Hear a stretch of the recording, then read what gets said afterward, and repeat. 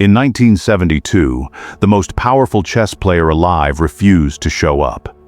Bobby Fischer had already defeated every Soviet grandmaster placed before him. He had already proven beyond any reasonable doubt that he was the best chess player in the world. And yet, when the World Chess Championship was finally scheduled, Fischer did not appear for the opening ceremony. He made demands. Impossible ones, some thought. He wanted more money. He wanted different lighting. He wanted the cameras moved. He wanted conditions that had never been offered to any chess player in history.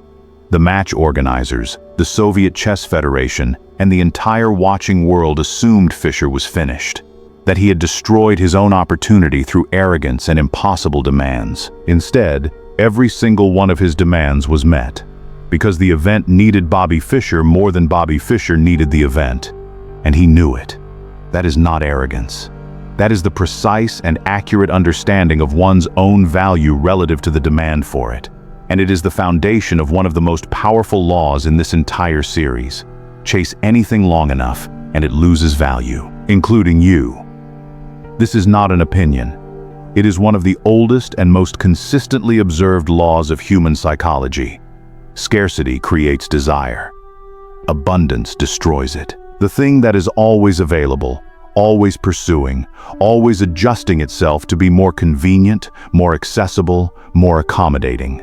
That thing loses its perceived value, not gradually, but often instantly, the moment the pursuit becomes visible. And the moment your pursuit becomes visible, you have already begun to lose. Think about every context in which this law operates. In dating, the person who is always available, always responsive, always the first to suggest another meeting communicates one thing above everything else: that they have no better options. And having no better options is the single fastest way to become someone else's last option. In business, the consultant who chases every client, discounts every fee, and adjusts every proposal to match whatever the client claims to want communicates that his time has no real value. And if he does not value his own time, the market will not value it either. In social dynamics, the person who agrees with everyone in the room, who has no positions that might create friction, who needs everyone to like them, that person is liked by no one in the way that actually matters, because there is nothing to push against, nothing distinctive, nothing that creates the slight resistance that makes any relationship worth having. The economics of attention work exactly the same way as the economics of any other scarce resource. When something is abundant, it is cheap. When something is rare, it is expensive. Your attention, your time, your presence, your approval. These are currencies. And like all currencies, their value is determined entirely by how freely you distribute them. The person who gives their attention to everything makes their attention worth nothing. The person who gives their attention selectively makes every moment of that attention feel like something the recipient has earned rather than something they were simply handed. Niccolo Machiavelli understood this with the coldness that made him one of the most honest observers of power in human history. He wrote that it is better to be feared than loved, but what he meant at a deeper level was this: the person who needs to be loved by everyone has placed their power in everyone else's hands. The person who is willing to be disliked by some, to create friction, to hold positions that not everyone will approve of, that person has retained something the approval seeker surrendered the moment they began chasing acceptance: the ability to be walked away from and remain whole. Now consider the wealth dimension of this law. Every premium brand in the world is built on exactly this principle. Apple does not discount its products to attract more customers. It maintains its price and its scarcity, and the market comes to Apple rather than Apple coming to the market. The most elite law firms do not advertise. They do not pursue clients. They build such an undeniable reputation for results that the clients come to them, and the clients pay whatever is asked, because the alternative is working with someone who was available. The highest paid professionals in every industry share this quality. They are genuinely difficult to access, genuinely selective about who they work with, and genuinely indifferent to whether any single potential client chooses them or not. This combination of real quality and genuine scarcity is the most reliable formula for commanding premium pricing that exists. You cannot fake it, but you can build it. Now imagine this. Two consultants offer identical services.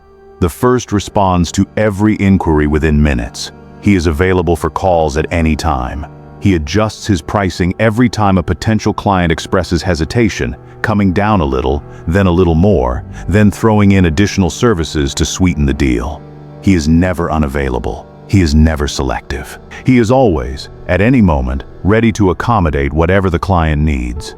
His availability is genuine. His eagerness is real. And both communicate, loudly and continuously, that he has no other options and that his time is not particularly valuable. The second consultant responds to inquiries within 24 hours. He is available for specific times only. His pricing does not move. When a potential client expresses hesitation, he does not discount. He expresses genuine understanding, wishes them well with whoever they choose to work with, and ends the conversation. Within a week, half of the hesitating clients have returned at full price.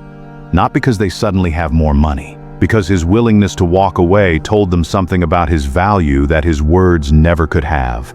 His scarcity is not performed. It is real. And real scarcity is the most honest and sustainable form of value communication available. So how do you become this person? 3 principles. Write these down. First, become genuinely scarce before you perform scarcity. There is no shortcut here. The performed version of unavailability fools no one for long. Real scarcity comes from having real options, real demands on your time, real alternative paths. Build the substance first. Develop the skill, the reputation, the results that create genuine demand.